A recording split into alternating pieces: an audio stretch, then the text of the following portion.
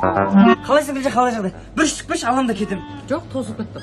Қалай тосылып кетті Гүлжан? Ойнамаш әзілеп тұрсың ба? Bir түспеш басым сынып тұр айналайын. Ойбай, көшенің бәрі соны іздеп келетінін білесің ғой. Жоқтан тосылып кетті. Айттым мен саған кеше төртеуін алып ал дедім ғой мен саған бар кезінде. Қалай тосылып кетті Гүлжан? Bir түспеш қалған жер хотя бы. Өзіміздің Шымкент шығаратын болған екен. Потолокқа дейін көтерілетін болған екен.